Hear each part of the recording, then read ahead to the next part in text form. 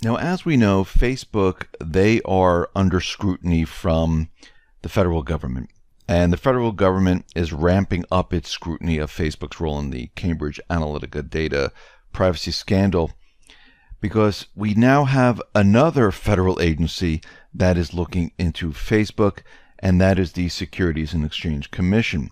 They have joined the Federal Trade Commission, the FBI, the Department of Justice, in their investigation of the tech giant. Now, the involvement of so many agencies confirms that the investigation is broadening in scope. Now, the FTC disclosed in March that it had launched an investigation into whether Facebook had violated a consent decree over its handling of personal data, a violation that could potentially lead to more than $1 trillion in fines. And when we look at Mark Zuckerberg and his Facebook transactions where he was dumping stock, we see why the SEC might be involved with this, because they might be looking at that, because they're looking at the timing of when he was actually dropping the stock, dumping the stock, I should say, because he knew that Facebook was going to be looked at, and he got a heads up, and he started to dump a lot of his stock because he knew that the stock was going to go down. So we see right now that Facebook is in big trouble, and it's just not getting better. It is getting worse for Facebook. And we need to remember that Q did mention that Facebook and many of the other social media companies were going to be involved in a scenario just like this, and Facebook seems to be one of the first that is having this huge problem here. We see Peter Strzok. Well, he was going to give testimony in front of Congress, and it was going to be publicized. And now Peter Strzok has changed his mind. He doesn't want to do this right now. His attorney is saying that this is a trap and he should not be publicly testifying in front of Congress, and he is declining to do so at this point.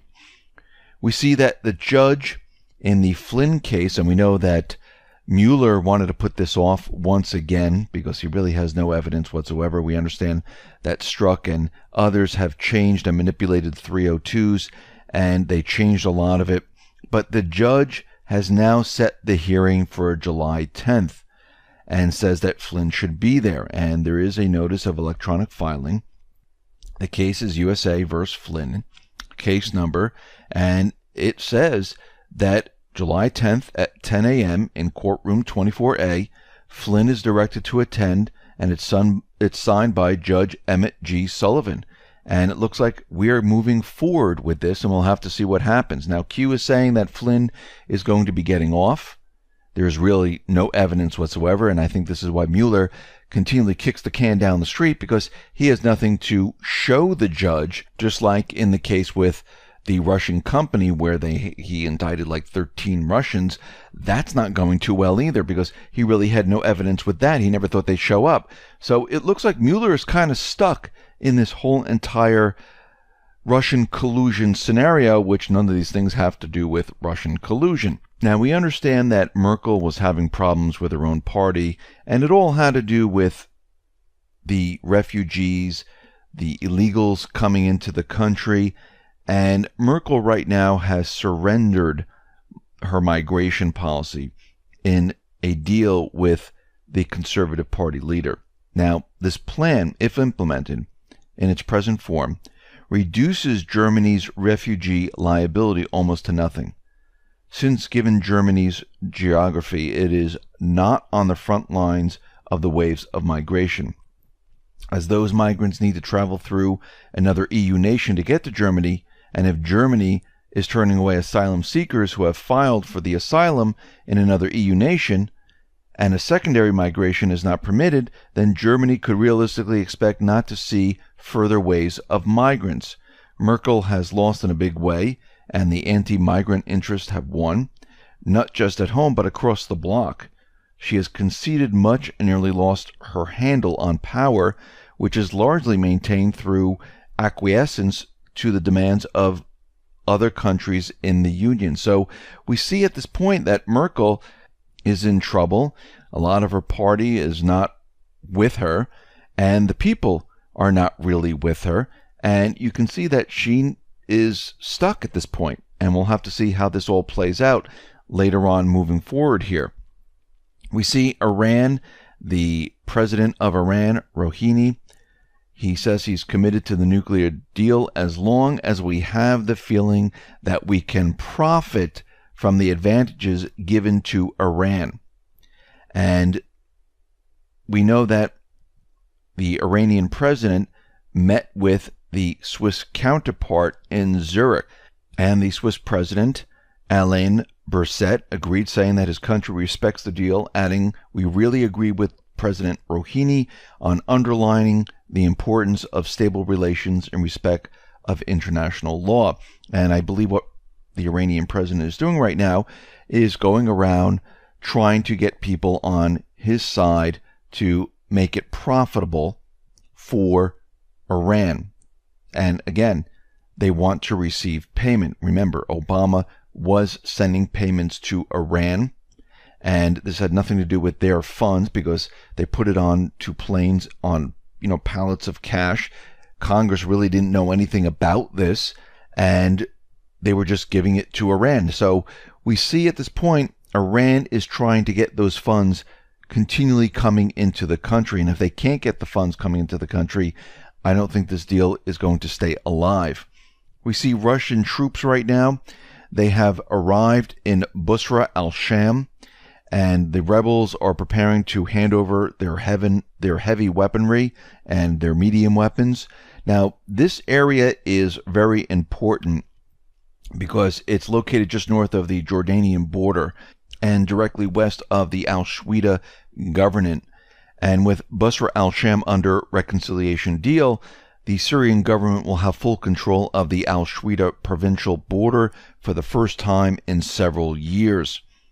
And we understand that the Syrian armed forces, they have made a huge amount of gains in their country, especially in the southern area of Syria. And right now, 27 settlements in the southern Syria area have returned to the government control over the past week. And Syria is calling on all displaced citizens to return to the liberated areas, all those areas where they removed the terrorist factions. They want them to return, and it looks like this is definitely happening right now. Now, very interestingly, Senator Graham decided to visit Syria, and he's trying to make a case right now. Remember, Graham and McCain, or Q likes to call him No Name, they've traveled together to many of these areas like Ukraine, Syria, and they pushed war in all of these areas. Right now, Graham is insisting that the U.S. needs to stay to help. Help with what? If you look what Obama has done over the last 8 years he was in office, they've destroyed Syria, destroyed Iraq, destroyed Libya, destroyed all these areas. So what are they going to help with? The best thing that can happen here is that the U.S. leaves Syria. And Graham is out there trying to make a case saying if the U.S. leaves the U.S., like Trump wants the troops to leave, it's going to be terrible for Syria. No, it's going to be good for Syria. They have everything under control. They almost have their country back. And the people are coming back. And the people elected Assad. Let their people decide where they want their country to go. The U.S. right now has invaded Syria because we see right now that the Damascus government, they're out there saying that the United States must withdraw its forces from Syria, stressing its military presence in Syria is no longer makes any sense whatsoever, since the Syrian government and the Russian forces have made huge successes on the ground in Syria and liberated many, many areas and pretty much gotten rid of the paid mercenary forces in Syria. Now, the Syrian parliamentary secretary said the United States can no longer keep its forces in Syria since it gains no benefits from it. And that's the whole point. Remember, the reason they told us that the U.S. was in Syria was to get rid of the Islamic State, which we know was completely fake, phony, and false. We knew that Obama was supporting the Islamic State. Now the Islamic State is beaten. Al-Nusra is beaten. Al-Qaeda is beaten. The moderate rebels, as they call them, they're surrendering. They're handing over their weapons. Why is the United States in Syria? There's no reason for it. At this point, it looks like the U.S. and the coalition forces invaded Syria.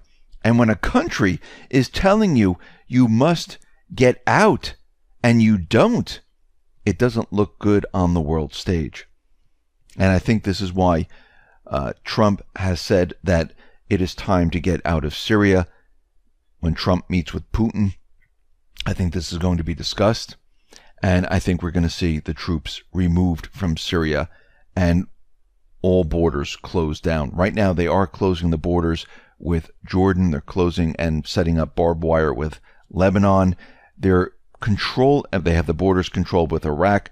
They're controlling all the borders so the deep state can't push the Islamic State from Syria to Iraq or Lebanon to Syria or Syria to Lebanon. They're closing all the exits, all the entrances, and they're sealing up the entire country right now, which will make it very, very difficult for the deep state. And it looks like they're done for in this area. And this is going to happen to many other countries, because remember, their agenda was to have regime change in all these countries.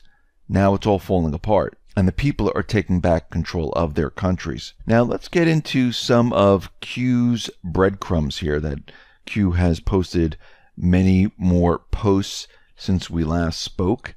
And this is post 1666, July 3rd. Q put up an article by Breitbart saying Nunes refers 10 Obama officials to House Judiciary and Oversight Joint Task Force. Q went on to say, Riri drops Five Eyes, F, capital F, V-E-Y. Will be extremely important going forward. Parentheses, UK primary. Turn taken. FBI, Department of Justice, to state Hussein, White House, CIA, other appointment start. To foreign bad actors. Brackets again, Rod Rosenstein, deadline. We have the server. Q. So let's go through this. Nunes, in a letter to the chairman of both committees obtained by Breitbart News, listed 10 current and former U.S. officials who may have received or provided information relevant to their investigation.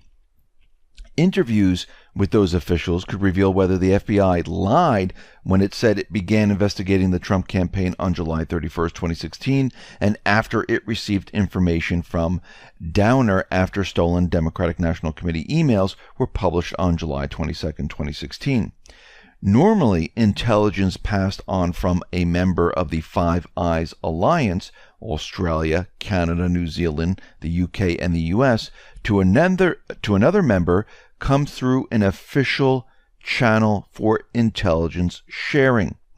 However, Nunes, upon reviewing the document that formally launched the FBI's investigation, said there was no intelligence shared through that official channel, meaning that the intelligence was shared through unofficial means. Nunes' letter also lists State Department officials in Washington who have admitted to receiving information from ex-British spy Christopher Steele.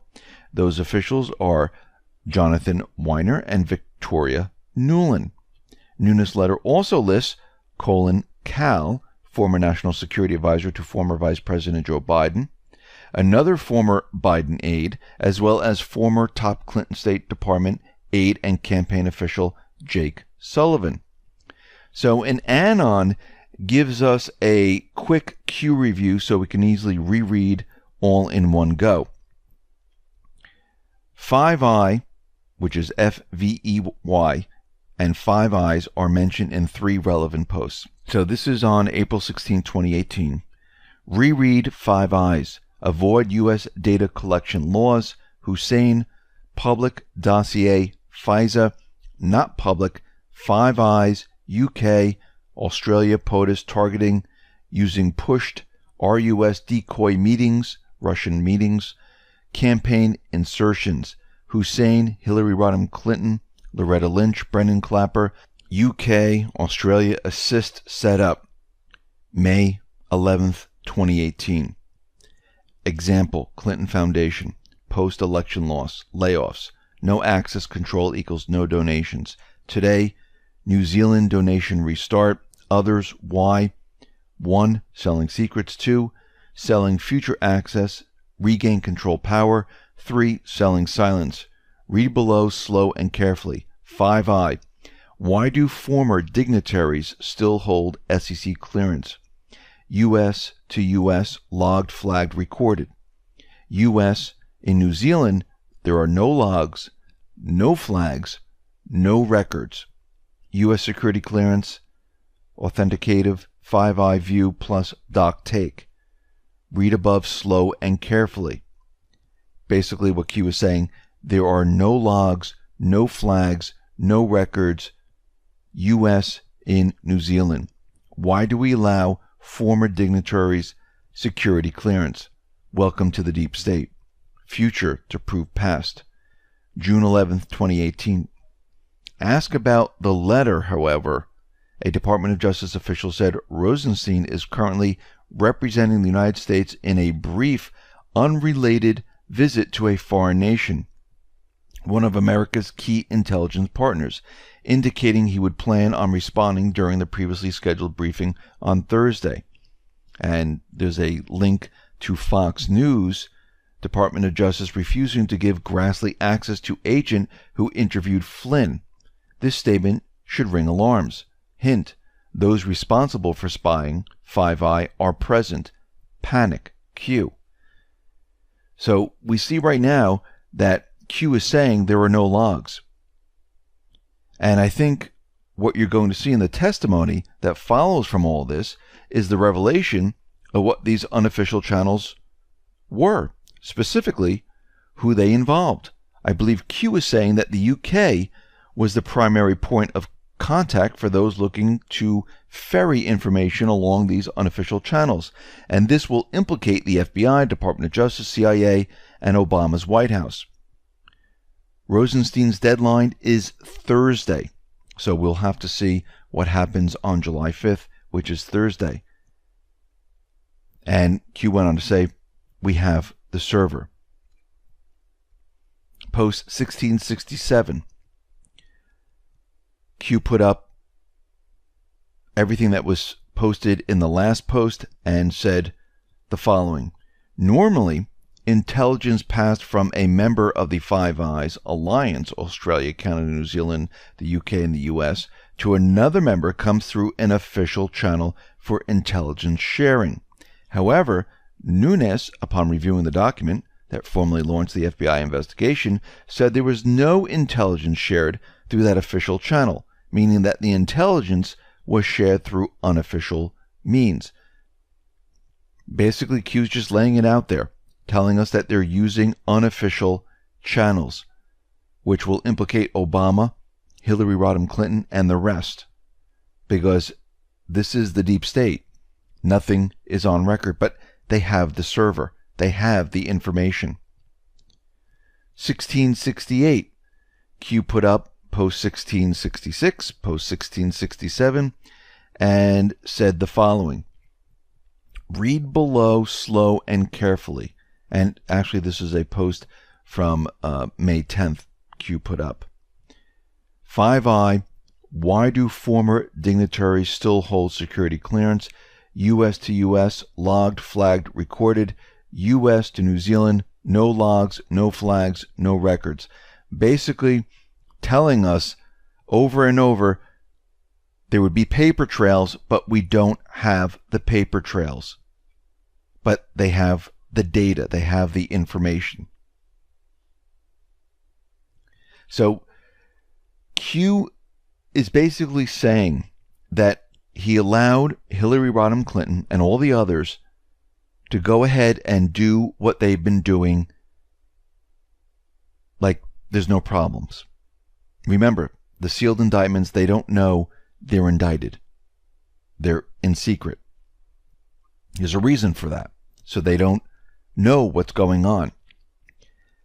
Hillary was allowed to go to New Zealand. She wasn't getting away with anything. Her phone was comped. They were following her with satellites. They had people following her all the time. And they were watching what she did. The same with all the other actors. They were doing the same thing. Allowing them to dig the hole much, much deeper. To gather evidence. So let's move on to post 1669 here. July 3rd. And now Q put up post 1238. Not official product, Five Eyes. Listen carefully. No evidence to support POTUS targeting. None. Do you understand the gravity of what's unfolding? Evil and corruption. She had to win at all costs. You know why. How do people support? Vote for these people. And Q is saying the corruption goes all the way to the top. Post 1670. 4 a.m. What will tomorrow be? Coordinated. What will happen to Stormy? Fake news Q. Now, Q, when he refers to 4 a.m., this is when the mainstream media puts out their fake news. And they all coordinate. And what we're seeing is they're getting off the story of Stormy Daniels because that was completely fake, phony, and false, and there's nowhere to go with it. It just died. Now they're moving on to the story with Michael Cohen. And what Q is showing us is at 4 a.m., they all coordinate and they put out the same stories. And they listed the stories from the Washington Post, CNBC, NBC News, The Guardian via Yahoo News, The Daily Beast, CNN, The Hill. And if you look, they all come out around 4 to 5 a.m. And the stories read as follows. Trump lawyer Michael Cohen says his family, not the president, is his first loyalty. CNBC. Michael Cohen, Trump's former personal lawyer, says he now puts family and country first. NBC News, and this is at 5:12 a.m. Michael Cohen says family, country have my first loyalty. What about Trump? The Guardian, 5:07 a.m. Michael Cohen hints at flipping and says first loyalty to his family, not Trump. And this goes on and on and on. So Stormy Daniels is old news. It's not sticking anymore. So they are shifting tactics, shifting gears towards Michael Cohen. And look how the mainstream media, they all just fall in line. Well, we'll see what happens when Thursday hits. Let's move on to post 1671. And there was a tweet by Lee Stranahan, and Q put this up there. This is July 3rd. Breaking. I'm at the federal courthouse, and it seems that Imran Awan's plea deal says that he cannot be charged with any previous nonviolent crime. Now Q says, think logically, think IG report, think what's missing. Do you think this was going to be litigated in this setting? Case that implicates some of the most senior elected officials. Treason is being handled by the appropriate office. Think national security. Now, when we look at this, think logically, they weren't going to try Imran in this setting for treason. What's in the IG report that hasn't been released? Well, all the redacted information, all the classified information. And remember, Q says, think national security. So let's move on here. Post 1672. Q put up a tweet by Trump, says, our Justice Department must not let Awan and Debbie Wasserman Schultz off the hook. The Democrat IT scandal is a key to much of the corruption we see today. They want to make a plea deal to hide what is on their server. Where is server? Really bad. Now remember, Q says we have the server. And Q came back and said, logical thinking. Why was the case against Awan filed under bank fraud, all caps?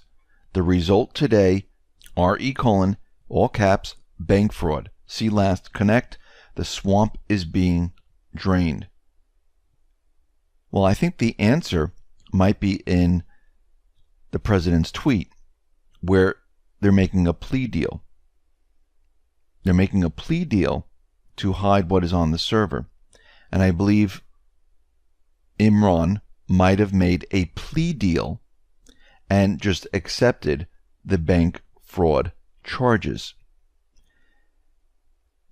He might have flipped, because he's the low man on the totem pole. They're going to use him to get the others. So let's look at bank fraud, because when you think of bank fraud, you think of money laundering, you think of follow the money. So under 18 U.S. Code Section 1344, bank fraud, whoever knowingly executes or attempts to execute a scheme or artifice to defraud a financial institution or to obtain any of the monies, funds, credits, assets, securities, or other property owned or under the custody or control of financial institutions by means of false or fraudulent pretenses, representations, or promises, shall be fined not more than $1 million or imprisoned not more than 30 years or both. Let's move on to Post 1673. July 3rd. An Anon put up, and Q reposted this. Anon's law fag here. REA1. Anon's already figured this out by I can add that I have suspected for some time that the state charges were just a delay tactic until the main indictments are unsealed. It's also possible, or even likely given the way they treated A1, that he will be a prosecution witness, since they would have never let him wander otherwise. Lots more winning in store. I'm enjoying the show. And then Q put up this response, matters of national security, and put up a link.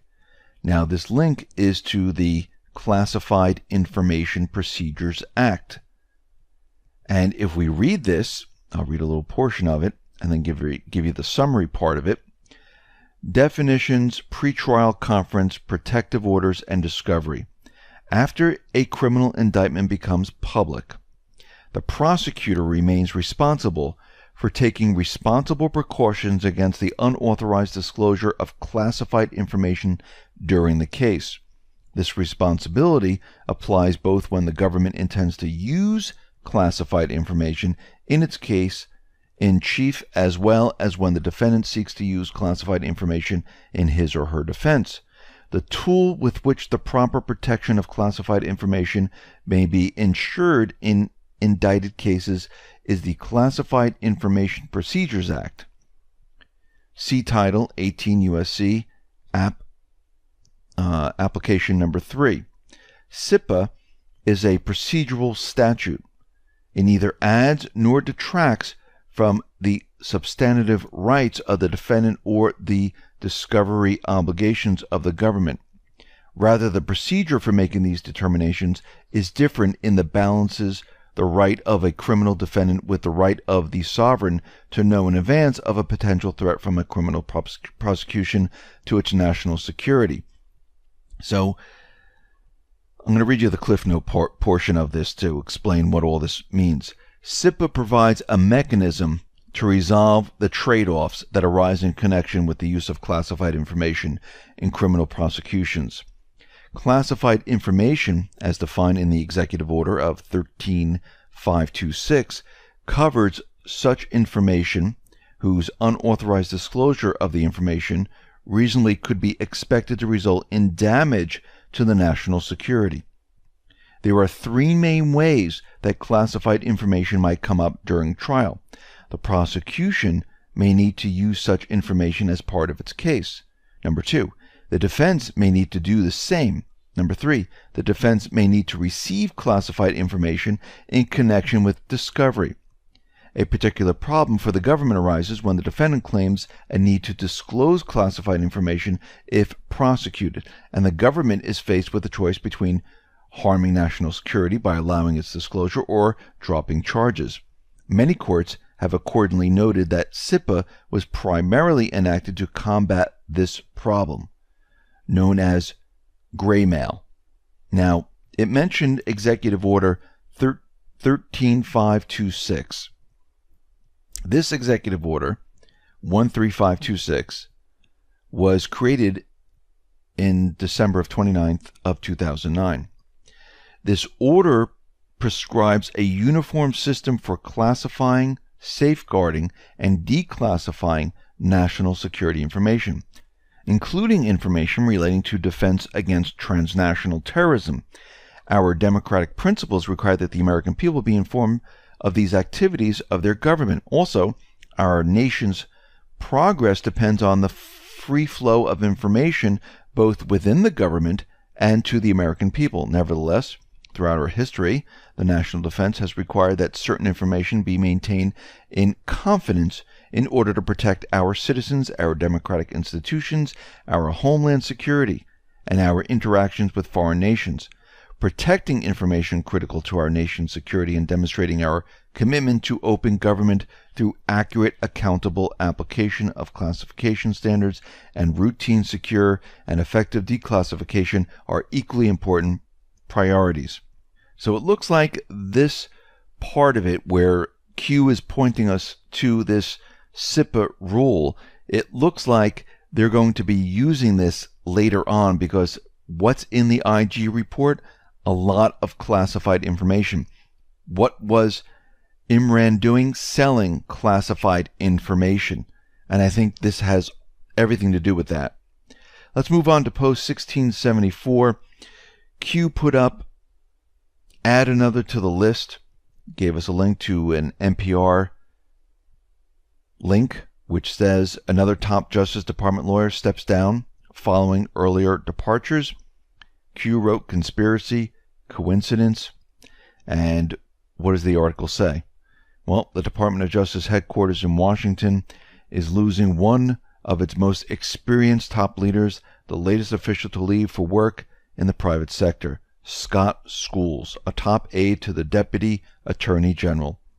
And it looks like he's planning to leave the Justice Department at the end of the week. And Q is saying conspiracy, coincidence. No, I think everyone is jumping ship right now, getting out and protecting themselves. And when we look at everything that Q has been telling us, everything is being set up. And these individuals, because there are sealed indictments, they don't understand that they're under investigation. They think this is business as usual. They're not going to be running. They're not going to be hiding as of yet. They're going to continually do what they do best, and that is working for the deep state and pushing their agendas. And I think what they have right now is a lot of information. I think they have information on the server. I think Imran is now working for the White House. Imran was brought up on bank fraud charges. I think what they're doing right now is they're following the money, and everything else is classified. Everything else is going to be done in a different court setting.